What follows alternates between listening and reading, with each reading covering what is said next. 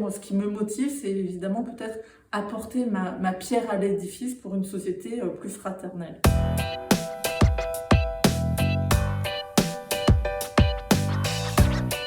Donc, je suis Virginie Lasserre, directrice générale de la cohésion sociale, déléguée interministérielle à la famille et déléguée interministérielle à l'égalité entre les femmes et les hommes.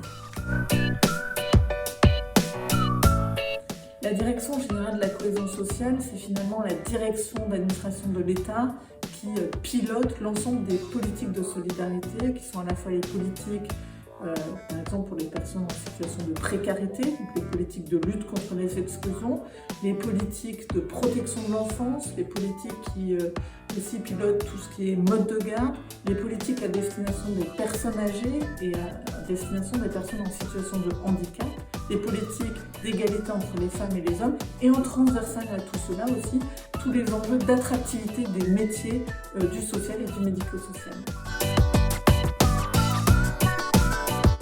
Alors si je résume un petit peu mon rôle, moi je dirais qu'à la fois c'est donner un cap, vraiment donner un cap aux agents et à mes équipes, et en même temps évidemment un rôle de chef d'orchestre. À ce type de poste, on peut se permettre, et peut-être qu'on doit se permettre d'être idéaliste. Et donc je dirais, moi, ce qui me motive, c'est évidemment peut-être apporter ma pierre à l'édifice pour une société plus fraternelle. Alors sans hésitation, pour moi, c'est le courage, la curiosité et bien sûr la détermination.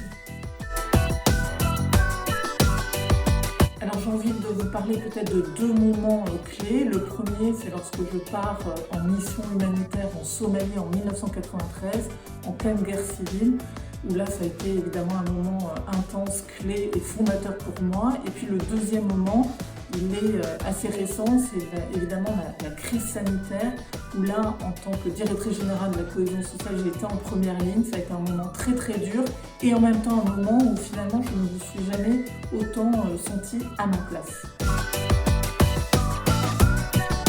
Alors ça a été une évidence pour moi que de rejoindre le service public pour servir mon pays, avec, je dirais, finalement un fort atavisme familial, puisque j'avais un père qui était officier de l'infanterie de marine et une mère professeure de philosophie.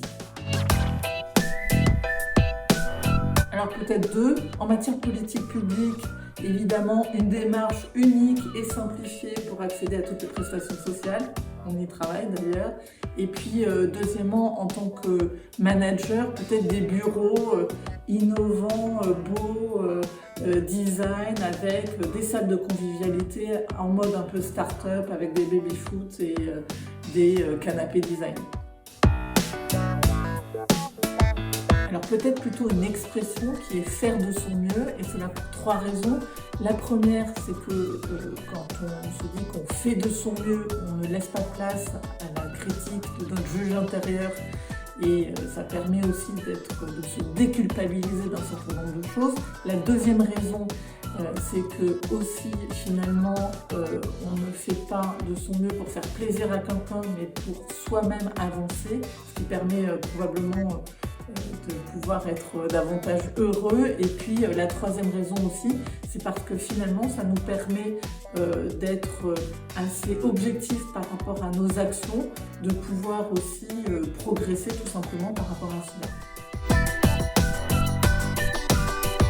Alors bien sûr, ne pas s'auto-censurer sur ses ambitions, et peut-être que ce conseil est un peu plus valable d'ailleurs pour celles que plutôt ceux qui veulent s'engager dans le service public, parce qu'on sait que voilà, parmi les femmes, on en a beaucoup qui s'auto-censurent par rapport à un certain nombre de postes.